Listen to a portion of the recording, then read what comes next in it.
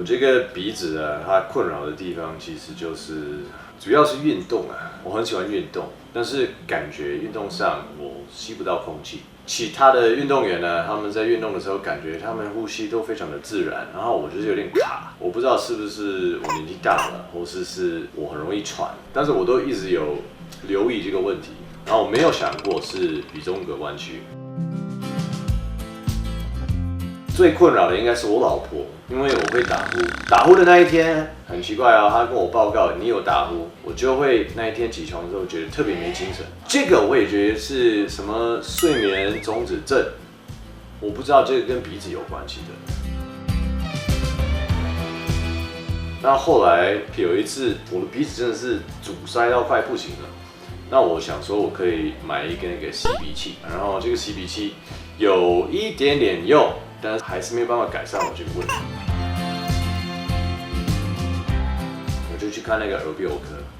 然后他就是内视镜嘛，然后他就说我鼻中隔弯曲，这是我第一次听到鼻中隔弯曲这个关键词，所以呢，我就上网查鼻中隔弯曲，我就发现 iSkin， 所以找到了陈医师，他就诊断我这边就是一个尾端鼻中隔弯曲，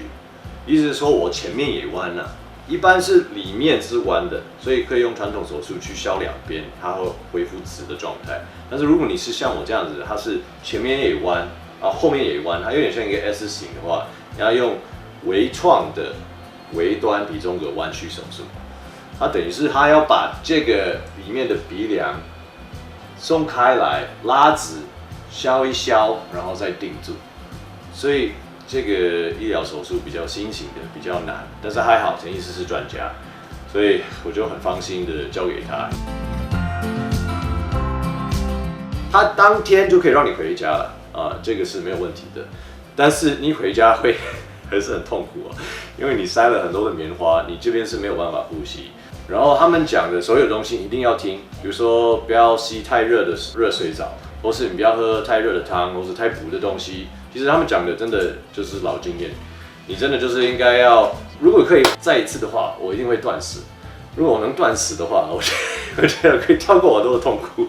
我觉得最痛苦的是那头2天，他们说过2天你就不会那么痛苦，是真的，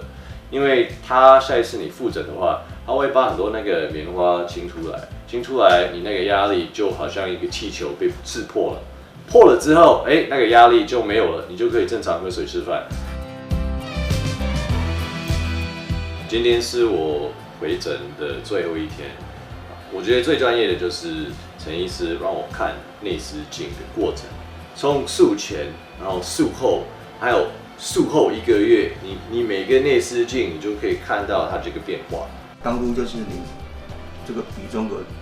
尾端或者最前面的鼻中隔就歪出来，然后这个是今天刚刚拍的术后1个半月的一个内视镜图，那这个比起来是看起来是很正常、很健康的一个状态。上面这个我都剪掉了。哇，我感觉很光滑了已经。是，然后现在已经1个多月，然后我现在的呼吸是比我想象的效果还要好，因为我现在包括运动啊比较不容易喘。我发现我跟其他的运动员在跑啊，在用那个巴西柔术，我们在地上滚的，我会发现其实我现在我的气要还过来是很快的，然后这个是很开心的。然后最开心其实老婆啦，因为我现在不打呼了，除非喝酒，喝酒的时候还是会打呼，但是没喝酒的话，我就变成很安静。那如果你有类似一个鼻中隔弯曲的困扰，也许你是可以来看一个专业的医师，然后去修正你这个呼吸道的问题。那我这边是跟陈医师，如果你有机会，你也是可以来这边 iSkin 去找陈医师咨询一下鼻中隔弯曲的问题。Become yourself, iSkin.